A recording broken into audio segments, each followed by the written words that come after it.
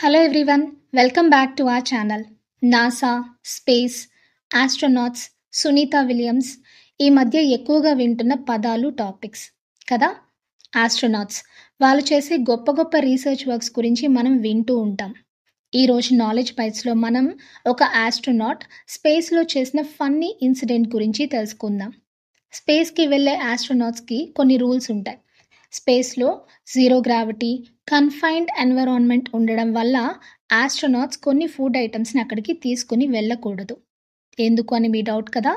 కొన్ని food items like bread, salt, pepper లాంటివి పౌడరీగా, క్రంబ్లీగా ఉంటాయి. జీరో గ్రావిటీ వల్ల ఆ ఫుడ్ పార్టికల్ స్పేస్లో ఫ్లోట్ అవుతూ ఆస్ట్రోనాట్స్ కళ్ళల్లోకి, ముక్కులోకి వెళ్ళి డిస్టర్బ్ చేస్తాయి ఆర్ అక్కడ ఎక్విప్మెంట్స్ని డ్యామేజ్ చేస్తాయి. కొన్ని ఫుడ్ ఐటమ్స్కి స్ట్రాంగ్ స్మెల్ ఉంటుంది, కొన్నిటికి ఎక్కువ డ్యూరబిలిటీ ఉండదు. ఇలా రకరకాల కారణాలని దృష్టిలో పెట్టుకుని కొన్ని ఫుడ్ ఐటమ్స్ని బ్యాన్ చేసింది నాసా. బట్ 1965 మార్చ్ 23న స్పేస్కి బయలుదేరిన జెమినీ 3 మిషన్ రాకెట్కి పైలట్గా వెళ్ళిన జాన్ యంగ్ అనే ఆస్ట్రోనాట్ ఈ రూల్ని బ్రేక్ చేశారు.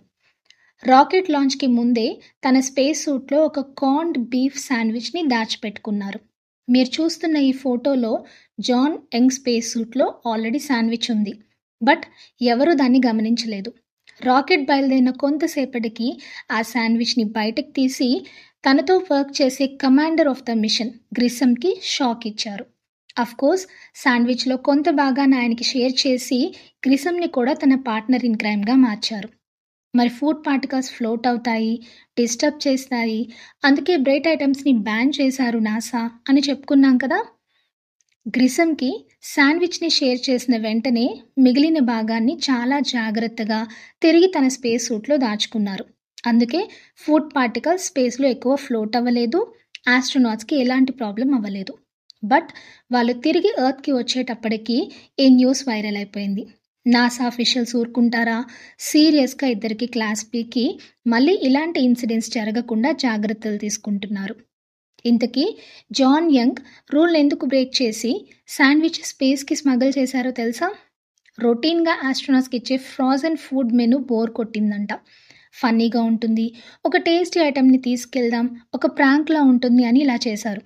బట్ ఇది ఇంత హాట్ టాపిక్ అవుతుందని అనుకోలేదు అని ఆయన ఒక ఇంటర్వ్యూలో చెప్పారు. జాన్ యంగ్ స్పేస్లోకి 6 సార్లు వెళ్ళి వచ్చిన ఫస్ట్ పర్సన్. మూన్ చుట్టూ తిరిగిన ఫస్ట్ పర్సన్ కూడా ఈయనే. 42 సంవత్సరాల పాటు ఒక ఆస్ట్రోనాట్గా తన సేవలను అందించారు. బట్ ఒక్క శాండ్విచ్ విషయంలో ఇలా వైరల్ అయిపోయారు. ఈయన చేసిన ఈ హిస్టారిక్ మూమెంట్ గుర్తుండిపోయేలా రెజిన్లో ప్రిజర్వ్ చేసిన ఈ శాండ్విచ్ రెప్లికాని గ్రిసమ్ మెమోరియల్ మ్యూజియం ఆఫ్ మిచెల్లో దాచిపెట్టారు.